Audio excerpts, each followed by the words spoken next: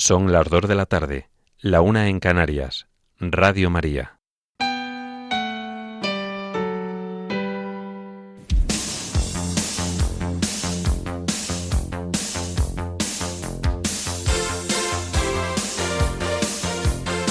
Servicios informativos de Radio María.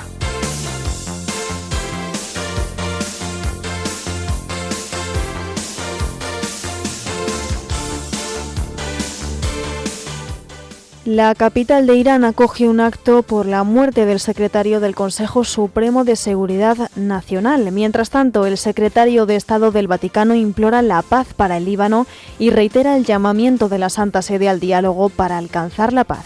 Estas y otras noticias en el informativo que ahora comenzamos. Muy buenas tardes.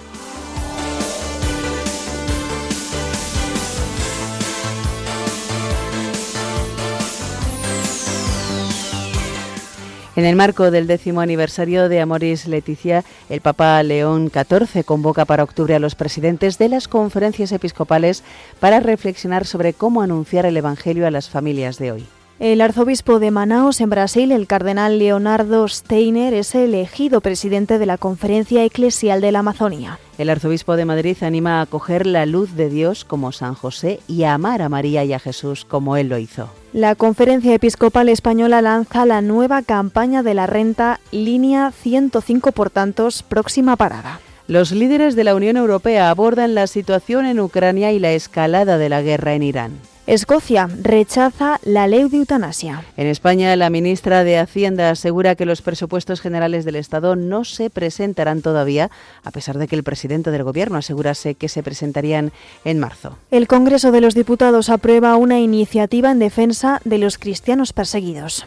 Y en deportes, el Barcelona y el Atlético de Madrid se medirán por un puesto en semifinales de la Liga de Campeones de Fútbol tras eliminar ayer al Newcastle y al Tottenham respectivamente.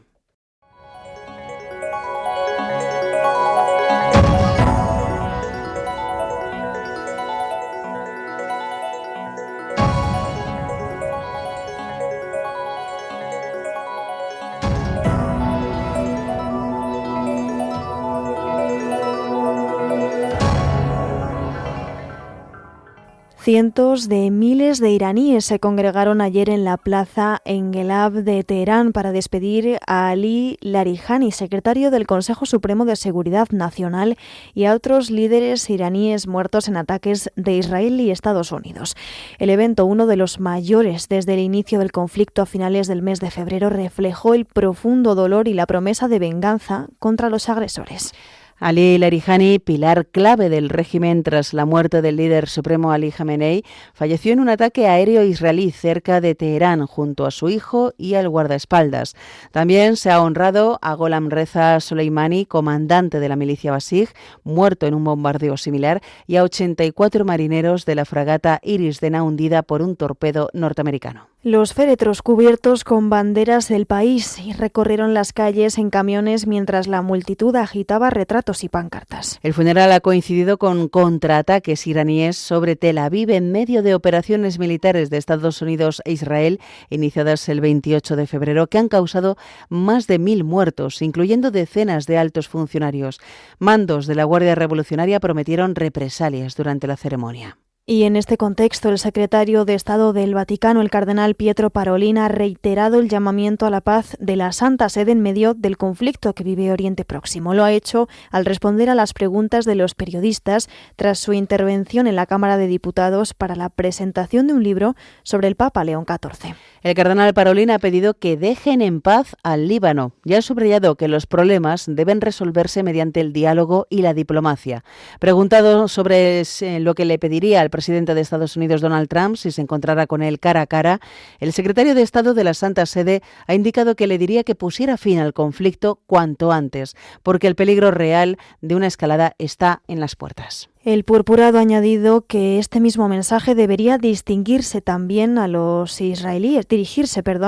israelíes también para que intenten resolver los problemas que puedan existir por la vía pacífica de la diplomacia y el diálogo. Además, el cardenal Parolin ha recordado la disposición del Papa León XIV a escuchar, aseverando que es una gran lección para todos. También ha hecho alusión a la petición del Santo Padre para alcanzar una paz desarmada y desarmante y sus llamamientos al diálogo para abrir caminos de encuentro y paz.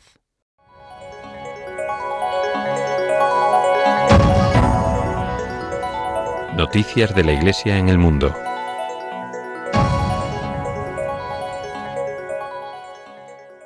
El Papa León XIV ha publicado un mensaje con ocasión del 10º aniversario de la exhortación apostólica postsinodal Amoris Laetitia. En él recuerda que con ella el Papa Francisco ofreció a la Iglesia Universal un luminoso mensaje de esperanza sobre el amor conyugal y familiar, fruto de 3 años de discernimiento sinodal sostenidos por el Año de la Misericordia. En el marco de esta efeméride, el pontífice da gracias a Dios por el impulso dado al estudio y a la conversión pastoral de la Iglesia y pedirle el valor para continuar el camino, acogiendo siempre de nuevo el Evangelio con la alegría de poder anunciarlo a todos. Asimismo, el sucesor de Pedro subraya que los cristianos constituyen una especie de iglesia doméstica cuyo papel es esencial para la educación y la transmisión de la fe. En este contexto, el Papa León XIV indica que, siguiendo el impulso conciliar, las 2 exhortaciones apostólicas Familiaris Consortio, publicada por San Juan Pablo II, y Amoris Laetitia, han estimulado el compromiso doctrinal y pastoral de la Iglesia al servicio de los jóvenes, de los cónyuges y de las familias. El obispo de Roma afirma que Amoris Laetitia ofrece una enseñanza valiosa para que debemos seguir profundizando hoy: la esperanza bíblica de la presencia amorosa y misericordiosa de Dios, alega, que permite vivir historias de amor incluso cuando se atraviesan crisis familiares. De este documento, el Papa también resalta la invitación a adoptar la mirada de Jesús y la profundización del amor conyugal y familiar. Con esta ocasión, el Santo Padre también recuerda las palabras que dirigió a los jóvenes en Tor Vergata durante el Jubileo de la Esperanza. Allí el pontífice subrayó que para cumplir con la misión de anunciar el Evangelio de la familia a las jóvenes generaciones, deben aprender a evocar la belleza de la vocación al matrimonio, precisamente, dijo, en el reconocimiento de su fragilidad, a fin de despertar la confianza en la gracia y el deseo. El sucesor de Pedro añade que nuestra época está marcada por rápidas transformaciones que incluso hoy, más que hace 10 años, hacen necesaria una especial atención pastoral a las familias. Por eso el Papa ha afirmado que el compromiso de la Iglesia en este ámbito debe renovarse y profundizarse para que aquellos a quienes el Señor llama al matrimonio y a la familia puedan vivir su amor conyugal en Cristo y los jóvenes se sientan atraídos por la intensidad de la vocación matrimonial en la Iglesia. Para concluir, el Santo Padre ha comunicado que, reconociendo los cambios que siguen afectando a las familias, ha decidido convocar para octubre a los presidentes de las conferencias episcopales de todo el mundo, con el fin de proceder a un discernimiento sinodal sobre los pasos a dar para anunciar el Evangelio a las familias de hoy, a la luz de Amoris Laetitia y teniendo en cuenta lo que se está realizando en las iglesias locales. Finalmente, el Papa León XIV ha encomendado este camino a la intercesión de San José, custodio de la Sagrada Familia de Nazaret. Continuamos en Roma. El Tribunal de Apelación Vaticano ha ordenado la repetición parcial del juicio que involucra al cardenal Angelo Becciu en el caso de financiación inmobiliaria en Londres, dictaminando que partes clave del proceso original carecen de validez por irregularidades procesales. En una decisión publicada recientemente, los jueces han declarado la nulidad relativa de este juicio, que se centra en la compra de un edificio en el barrio londinense del Chelsea, pero que también abarca las transacciones financieras relacionadas y que involucran al purpurado y a otros acusados. En diciembre de 2023 se dictó la sentencia en primera instancia y el cardenal Becciu fue condenado a 5 años por uso indebido de dinero de la Santa Sede, inhabilitado de forma perpetua para ejercer cargos públicos y obligado a pagar una multa de 8.000 euros. De los 10 implicados, 9 fueron sentenciados. Las penas de prisión suman más de 37 años y una indemnización indemnización de aproximadamente 200 millones de euros. En su fallo, el Tribunal de Apelación no anula el juicio original ni sus veredictos, pero exige que se vuelvan a examinar algunas partes del caso. El tribunal ha determinado que 4 decretos emitidos por el Papa Francisco durante la investigación, que modificaron las normas procesales y no fueron promulgados públicamente, menoscabaron la legitimidad de algunos actos de investigación. En consecuencia, la Fiscalía deberá presentar nuevamente todas las pruebas antes del 30 de abril con un nuevo calendario para el proceso. Más noticias. El arzobispo de Manaus, en Brasil, el cardenal Leonardo Steiner, ha sido elegido presidente de la Conferencia Eclesial de la Amazonía en el marco de la 6ª Asamblea que este organismo celebra en Bogotá, en Colombia. El cardenal Steiner es originario de Forquilhinha, en el estado de Santa Catarina, en Brasil, y pertenece a la Orden de los Frailes Menores, los franciscanos. Fue ordenado sacerdote en 1978. En 2019, el Papa Francisco lo nombró arzobispo de Manaus, en el corazón de la Amazonía. En 2022 fue creado cardenal. Actualmente también preside la región Norte 1 de la Conferencia Nacional de Obispos de Brasil y el Consejo Indigenista Misionero en la Iglesia brasileña. Y también les contamos que la Iglesia en Francia vive desde 2023 un crecimiento sostenido del número de adultos, en su mayoría jóvenes, que solicitan el bautismo. Algunos de estos bautizados están discerniendo su vocación al sacerdocio o a la vida consagrada. En Francia, el pasado año fueron bautizados 17.800 adultos y adolescentes, una cifra récord, y las previsiones para este año superan los 20.000. Esta realidad está llevando a las diócesis a replantear el acompañamiento pastoral de esta nueva generación de creyentes, ya que las normas actuales de formación sacerdotal exigen esperar al menos 2 años desde el bautismo para iniciar el proceso vocacional. Ante este fenómeno, los rectores de los seminarios mayores de Francia han considerado establecer unos criterios comunes de discernimiento y acompañamiento. El rector del seminario de Aix-en-Provence y secretario del Consejo Nacional de Seminarios Mayores, el padre Thomas Poussier, ha señalado la mayor práctica religiosa y el intenso compromiso de estos neófitos frente a los catecúmenos de hace una década. Y en la misma línea, el director del Centro del Año Propedéutico, Casa Carlos de Foucault, el padre Olivier Roy, ha observado cómo muchos de estos jóvenes convertidos son quienes llaman hoy con mayor frecuencia a las puertas del seminario.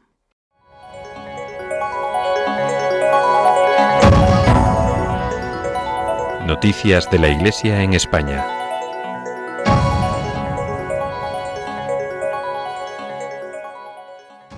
Con motivo de esta solemnidad de San José que celebramos hoy, diferentes obispos de España han invitado a sus fieles a celebrar esta fiesta y profundizar en la devoción del Santo Padre de Jesús y esposo de María. Entre ellos, el arzobispo de Madrid, el cardenal José Cobo, ha publicado una carta en la que alienta a reconocer la luz de Dios en medio de nosotros, como la descubrimos en San José. El arzobispo de Madrid explica que una luz que nos dice que por muy mal que vayan las cosas, por muchas tristezas que tengamos, por muy mal que nos digan que va el mundo, Dios tiene el poder de transformarlo todo. En este sentido, el cardenal Cobo afirma que San José es una luz chiquitita pero firme que Dios puso en la historia de la salvación. Así explica que José siempre está en un segundo plano, pero es un hombre creyente. Por ello, el cardenal indica que su luz, como tantas pequeñas luces, hay que aprender a reconocerla. El arzobispo de Madrid añade que esa luz va indicando el camino que Dios nos tiene reservado, como hizo con San José. De este modo recuerda que San José acoge la luz de forma sencilla, cuidando a Jesús, queriendo a María y mostrándonos que se puede crear familia y hacer que nos entendamos unos con otros. Por ello, anima a que en esta fiesta se celebre, que es como es posible ver a través también de los ojos de San José, cuidando, queriéndonos, haciendo familia, siendo responsables delante de Dios. El cardenal Cobo concluye instando a aprender con San José a amar de modo responsable, como respuesta a la fe, con un amor que nos lleve a amar como él amó a María y a Jesús. Por otra parte, les contamos que la Conferencia Episcopal Española ha lanzado la línea 105 por tantos, próxima parada, que busca acercar la labor social y espiritual de la Iglesia a toda la sociedad a través de rutas de proximidad en todo el territorio. Como recuerdan desde esta institución, marcar la X a favor de la Iglesia en la renta no supone ningún coste económico y tiene un gran impacto al servicio de toda la sociedad. La línea 105 por tantos, que el año pasado recorrió las distintas diócesis de España, vuelve este año con una próxima parada para seguir mostrando que la gratuidad de un pequeño gesto, como marcar la X, tiene un gran impacto en la vida de las personas con quienes compartimos barrios y calles. La iniciativa, cuyo nombre hace referencia al número de la casilla de la Iglesia en la declaración de la renta, sigue abriendo las puertas para que cualquier ciudadano pueda comprobar el destino e impacto real de su asignación tributaria. Por eso, la próxima parada está en cada una de las diócesis. Como informan desde la Conferencia Episcopal Española, se trata de un viaje al corazón de la actividad eclesial en el entorno más cercano para descubrir que la Iglesia está ayudando en la vida de las personas con las que compartimos barrios y calles. Para vivirlo en primera persona, solo hay que acceder desde la página web linea105portantos.es a un formulario de inscripción por diócesis que está abierto hasta el 15 de abril. Después será cada diócesis la que contacte directamente con los participantes. Un máximo de 15 personas por ruta para comunicarles el día, la hora y el punto de encuentro para la visita, que será entre los meses de abril y junio. También cada diócesis diseñará el formato en autobús o a pie y los días de la ruta en función de sus posibilidades, aunque todas tendrán en común mostrar cómo las parroquias y comunidades cristianas viven al servicio de los demás. Un grupo de personas ya han vivido la experiencia previa que se ha realizado en Málaga para promocionar esta iniciativa. Durante 4 días han visitado diversos proyectos que transforman el día a día de su ciudad. Algunas de las paradas las han hecho en el Centro de Mayores de la Parroquia Santa María de la Amargura y en el Hogar San Carlos de acogida para mujeres. Toda la información sobre esta campaña la pueden encontrar en la web de la Conferencia Episcopal Española. Y cambiamos de asunto. La obra de la Iglesia ha celebrado el 77º aniversario de su fundación con 3 emotivas ceremonias simultáneas en Sevilla, Madrid y Roma, en las que jóvenes consagrados han realizado sus votos perpetuos, sellando así su entrega definitiva al Señor. Así nos lo va a contar desde Roma el padre Miguel Silvestre, sacerdote de la obra de la Iglesia. Ha sido una triple celebración en contemporáneo. En Sevilla, donde ha presidido el superior general de los sacerdotes de la obra de la Iglesia, y un joven consagrado de Guinea Ecuatorial, Luis Asumo, ha hecho sus votos perpetuos en la casa natal de la Madre Trinidad, allí en Dos Hermanas. También en Madrid, en la parroquia de los 12 Apóstoles, ha habido una celebración muy bonita, presidida por el obispo Monseñor Luis Armando Tineo, obispo emérito de Carora, en Venezuela, y 5 jóvenes consagradas han profesado sus votos perpetuos, entre ellas 2 del mismo barrio Salamanca, de la parroquia de los 12 Apóstoles. También había otras 2 de Ecuador y una de Olot, de Cataluña. Y en Roma hemos tenido el regalo de tener la celebración presidida por 4 obispos, uno de Sudáfrica, Monseñor Víctor Falana. Luego había 3 obispos de Nigeria que han venido para la visita ad limina la semana pasada y se han quedado también a la celebración para acompañarnos. Ha sido muy bonito. Monseñor Avila, Monseñor Matthew Audu, de la diócesis de Jos, el arzobispo, y Monseñor Gerald Musa, de la diócesis de Katsina. Todos son obispos que están sufriendo mucho allí la persecución cristiana, por eso su testimonio ha sido también muy bonito. Y un joven consagrado español, Ramón, ha podido hacer también sus votos perpetuos, así que ha sido una celebración triple en la que damos gracias al Señor por este 67 aniversario de la fundación de la obra de la Iglesia, para que en todo siempre busquemos ser fieles a nuestra vocación de vivir profundamente el misterio de la Iglesia y comunicarlo por la vida y la palabra, unidos al Papa y a los obispos, para que todos puedan conocer la belleza y la santidad que se encuentra en la Iglesia, que es el mismo Dios que mora en ella. Muchas gracias y un fuerte abrazo a todos. Dios os bendiga. Muchas gracias a usted, padre, por toda esta información.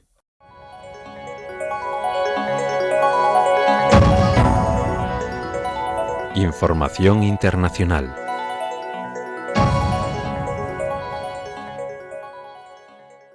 Escocia ha rechazado convertirse en el primer país de Reino Unido en avanzar hacia la legalización de la eutanasia. El martes, el Parlamento escocés bloqueó la aprobación del proyecto de ley sobre muerte asistida impulsada por el liberal demócrata Liam MacArthur, con 69 votos en contra y 57 a favor. Tras un intenso debate, se decidió que los adultos con enfermedades terminales no podrán recibir asistencia médica para poner fin a su vida. Entre los parlamentarios que se opusieron, denunciaron especialmente la falta de garantías para prevenir posibles abusos con la nueva legislación. Entre ellas, se incluyó la ausencia de una adecuada atención paliativa y permitir la exclusión de residencias y hospitales contrarios al suicidio asistido y la protección del derecho a la objeción de conciencia del personal sanitario. En la víspera de la votación, los obispos escoceses instaron a los católicos por medio de una carta pastoral a actuar y apelaron a la responsabilidad de quienes deciden las leyes del país. Alertaron también de las profundas consecuencias morales que supondría la aprobación del proyecto de ley. Los prelados de Escocia recordaron también que toda persona es un don de Dios y remarcaron que la tarea de la sociedad no es eliminar el sufrimiento eliminando a quien sufre, sino rodear a cada individuo de amor, apoyo y dignidad a su final natural. Por otro lado, les contamos que los líderes de la Unión Europea se han reunido hoy en Bruselas en una cumbre considerada clave para abordar, sobre todo, la situación en Ucrania y la escalada de la guerra en Irán, así como otros temas de política exterior y económica de la Unión. La agenda central de esta reunión ha incluido la ayuda a Ucrania, en particular el veto del primer ministro de Hungría, Viktor Orbán, a un préstamo de aproximadamente 90.000 millones de euros de la Unión Europea para Kiev. Esta cumbre se celebra en un contexto de frialdad diplomática con Hungría y de presión para cerrar rápidamente decisiones sobre financiación y apoyo militar a Ucrania, mientras varios países miembros quieren reforzar la autonomía estratégica europea. También se ha discutido sobre la guerra en Irán y sus implicaciones para la seguridad europea y la estabilidad energética, además de la competitividad económica del bloque y nuevas herramientas como el euro digital. Nos vamos al continente africano. En Nigeria, 3 explosiones simultáneas golpearon la noche del lunes el mercado central, la entrada del hospital universitario y la oficina de correos de Maiduguri, capital del estado nigeriano de Borno, mientras la comunidad musulmana se preparaba para romper el ayuno del Ramadán. Las autoridades nigerianas han atribuido estos ataques suicidas a células fieles al núcleo original de Boko Haram, aunque no descartan colaboración con el grupo ISWAP vinculado al Estado Islámico. Estos ataques han dejado al menos 26 muertos y más de 140 heridos. El ejército de Nigeria ha alertado de que otros atacantes suicidas podrían estar activos en la zona, mientras en el vecino estado de Yobe las autoridades han pedido a la población mantenerse vigilante. Más noticias. Las autoridades de Egipto han anunciado una batería de medidas destinadas a reducir el gasto energético en medio de la crisis ocasionada por la guerra en Irán, en las que se incluye el adelanto de la hora de cierre de restauración y tiendas, además también del cierre de oficinas de la administración. La norma se extenderá en principio durante un mes. Estas medidas entran en vigor el próximo día 28. A partir de ese día se obliga al cierre a las 9 de la noche de tiendas, centros comerciales, restaurantes y cafés, a excepción de los fines de semana, que será una hora más tarde. Además, la iluminación en las calles se reducirá a niveles mínimos y se ha decretado apagar los carteles de publicidad en las carreteras. Los funcionarios tendrán la obligación de terminar de trabajar a las 6 de la tarde y completar sus horas en remoto. Y terminamos la información internacional en Pakistán. Una potente tormenta con vientos fuertes ha azotado esta noche Karachi, la mayor ciudad del país, causando la muerte de al menos 16 personas. Las ráfagas, que alcanzaron hasta 90 kilómetros por hora, han provocado el colapso de muros y techos y caída de árboles. La tormenta ha paralizado el tráfico con árboles caídos y cortes de luz generalizados, mientras las autoridades locales pedían a los residentes que evitaran desplazamientos innecesarios. Y el Departamento Meteorológico de Pakistán alertó sobre más lluvias y posibles granizadas en Sindh. En zonas vulnerables, fallos estructurales en viviendas precarias agravaron el impacto en un país altamente expuesto al cambio climático, con equipos de emergencia buscando aún supervivientes.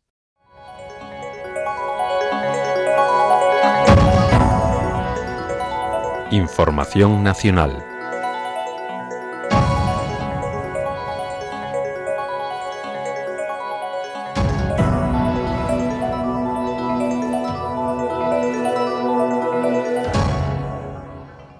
El presidente del Gobierno de España, Pedro Sánchez, ha apelado a la responsabilidad de todos los grupos parlamentarios para sacar adelante el paquete de medidas para paliar los efectos que está teniendo el conflicto en Irán. Sin embargo, será una medida que se aprobará mañana sin haber presentado aún los presupuestos generales del Estado. Por su parte, la vicepresidenta primera y ministra de Hacienda, María Jesús Montero, ha confirmado esto mismo, que el Gobierno va a retrasar la presentación del proyecto de presupuestos generales del Estado que había prometido aprobar en el primer trimestre del año. Específicamente, la ministra ha prometido que el retraso será de unas semanas.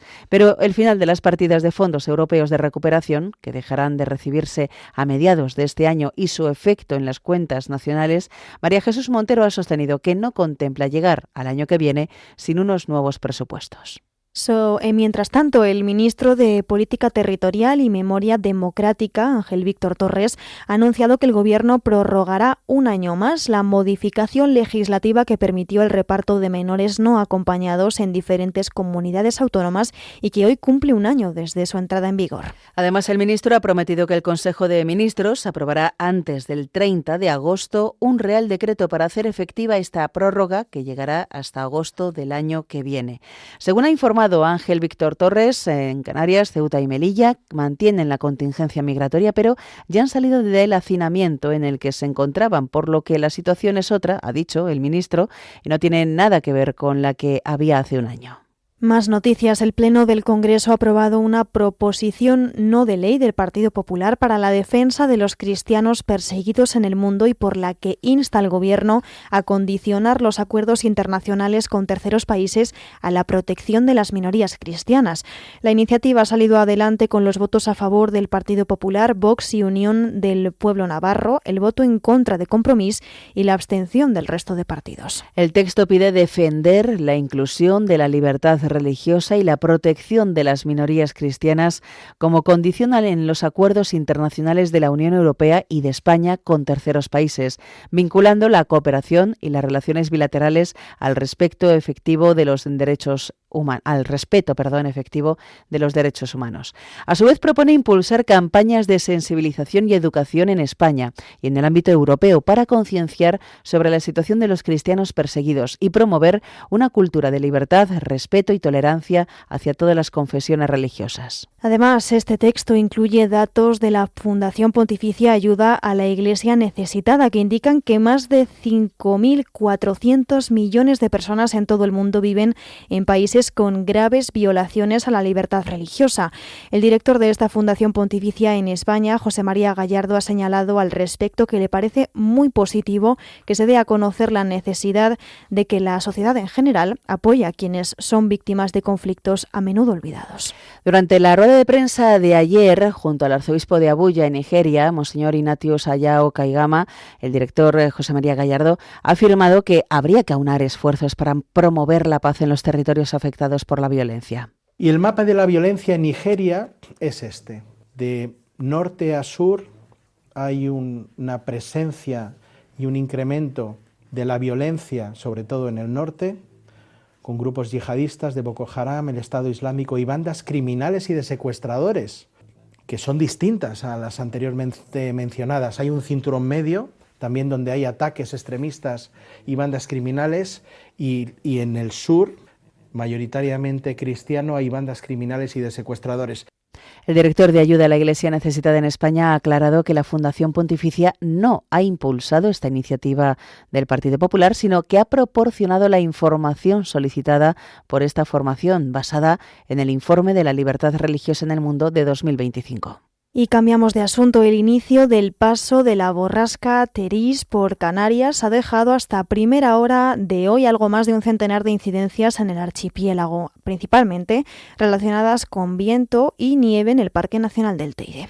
En Tenerife, las carreteras de acceso al Parque Nacional están cerradas, con temperaturas por debajo de los 0 grados y hay una altura aproximada de 2 centímetros de nieve, más rachas de viento muy fuerte y niebla. Además, se ha registrado un desprendimiento de piedras en la vía TF12 que que ya ha sido retirado por los operarios del servicio de carreteras. Y por otro lado, el paso de esta borrasca por Canarias ha obligado durante la mañana a la cancelación de 7 vuelos que tenían su origen en el aeropuerto de Tenerife Norte. Y ayer, el fuerte viento hizo que se cancelaran hasta 36 vuelos y se desviaran otros 7.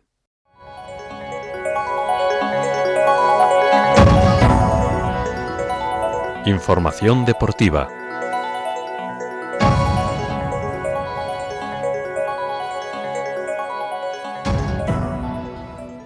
Y comenzamos los deportes un día más con la Liga de Campeones de Fútbol, máxima competición continental a nivel de clubes, que ayer vio cómo el Barcelona y el Atlético de Madrid se clasificaban para los cuartos de final. Los azulgranas derrotaron al Newcastle por 7-2 en el Nou Camp, mientras que los rojiblancos cayeron en Inglaterra por 3-2 frente al Tottenham. Barça y Athletic se medirán entre sí en la siguiente ronda del torneo, lo que garantiza un equipo español en semifinales. Les hablamos ahora de golf. El condado del Gran Manchester en Inglaterra refuerza sus esperanzas de acoger la Ryder Cup de 2035 en la ciudad de Bolton. Su alcalde ha desvelado un paquete de financiación centrado en las infraestructuras, que incluye una nueva carretera que facilitaría el acceso a un campo en Hulton Park, construido ex professo para la ocasión. Si tiene éxito este proyecto, el mayor evento golfístico del mundo volvería a Inglaterra por primera vez desde el año 2002.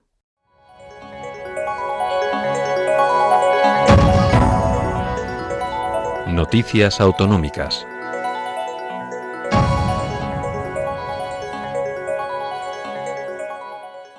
Hoy nos vamos a desplazar hasta las Islas Canarias. Allí el pasado lunes se dieron cita en Santa Cruz de Tenerife los representantes de los 3 países de la Unión Europea con regiones ultraperiféricas. Saludamos a nuestro compañero Luis Martín, que nos va a dar más información. Muy buenas tardes, Luis.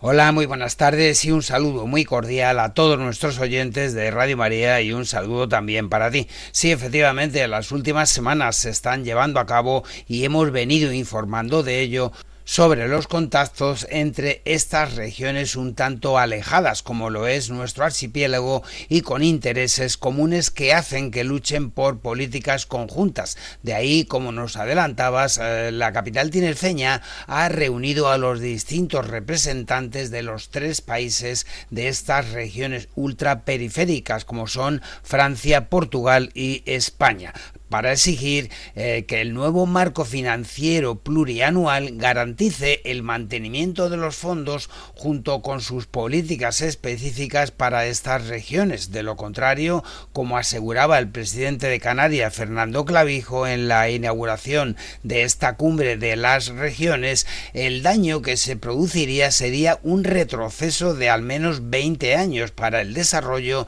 de las zonas europeas más alejadas. Por este motivo, Clavijo suscribió la declaración conjunta junto a los presidentes de Azores y Guayana, José Manuel Boleiro y Gabriel Sevilla, respectivamente, y que en los próximos días se unirán los representantes de las otras regiones, como son Madeira, Guadalupe, Martinica, Mayotte, Reunión y San Martín. Una declaración que tiene como base que el próximo marco financiero reserve una dotación adecuada y actualizada, significativamente visible y estable para estas regiones, evitando cualquier dilución de sus asignaciones específicas en mecanismos generales que no reflejen sus sobrecostes estructurales y que constituye el último movimiento político y diplomático para evitar que los países de estas regiones veten en la Comisión Europea el marco financiero previsto. Y el Gobierno central ha dado el visto bueno a la petición del Ejecutivo canario para participar en una conferencia bilateral para tratar la gestión de los aeropuertos del archipiélago. Danos más detalles, Luis. Sí, era una petición del gobierno canario para que una representación del gobierno de España participe en esa conferencia bilateral que señalabas. En principio está prevista para el día 10 de abril, una vez que el Ministerio de Transportes ha comunicado al de Política Territorial su disponibilidad para abordar la gestión de los aeropuertos canarios. Así lo comunicaba el pasado martes el portavoz del Ejecutivo Autonómico, Alfonso Cabello, en rueda de prensa mesa posterior a la reunión del Consejo de Gobierno. Este encuentro bilateral había sido solicitado por el Gobierno de Canarias en el mes de enero y Alfonso Cabello señalaba que este Gobierno quiere una negociación rápida para que Canarias pueda gestionar lo antes posible sus aeropuertos y participar en su planificación, programación y gestión, como así lo establece el Estatuto de Autonomía. Otro asunto que ocupa y preocupa aquí en el archipiélago, y así lo manifestaba el vicepresidente y consejero de Economía, Manuel Domínguez,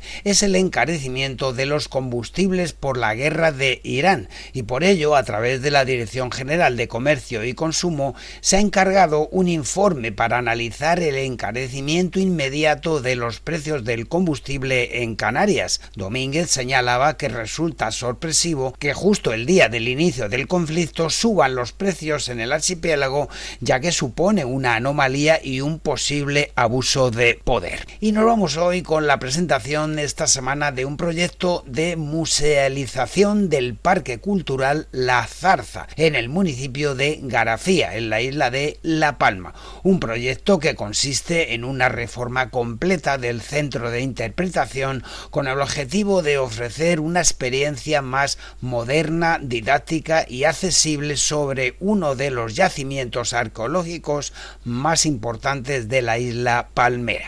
Y nada más, es todo por esta semana, con el deseo de que sean felices en este tiempo de Cuaresma. Hasta la semana que viene. Muchas gracias, Luis, como siempre, y hasta la semana que viene. Y vamos a finalizar ya este informativo con la previsión del tiempo realizada por Miriam Herraiz. Esta tarde vamos a tener nubosidad en la franja mediterránea peninsular y también en Baleares, donde no se descartan precipitaciones débiles, así como en el suroeste peninsular.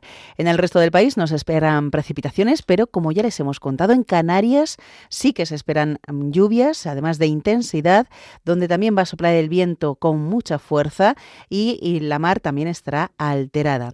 En cuanto al resto de la geografía, el viento va a soplar también en los sistemas montañosos y puntos costeros de la península, y la mar también estará alterada en el estrecho, en la costa gallega, en la cantábrica, con olas de entre los 3 a los 5 metros. Como les hemos dicho, habrá calima y las temperaturas suben suavemente. Mañana viernes esperamos una jornada con nubosidad en amplias zonas del territorio nacional. Habrá precipitaciones de moderada intensidad, aunque acompañadas de tormentas en el archipiélago canario. Las precipitaciones pueden llegar al suroeste peninsular, siendo allí también de moderada intensidad. Y en el resto nos espera que llueva. Seguiremos con la presencia de calima en la mayor parte de España. En cuanto al viento, va a soplar con mucha fuerza todavía en el archipiélago canario y también en el estrecho. En estas dos zonas, allí la mar va a estar muy alterada, con olas entre los 4 y los 5 metros. También la mar estará alterada en la costa gallega y en la cantábrica, y también en el resto de las costas españolas. Las temperaturas suben ligeramente, las mínimas y las máximas bajarán.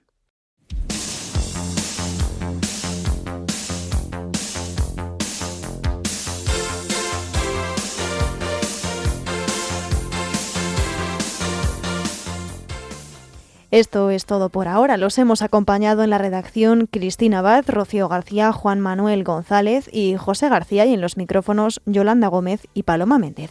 Tendrán más noticias a las 10 de la noche, las 9 en Canarias. Informativos de Radio María.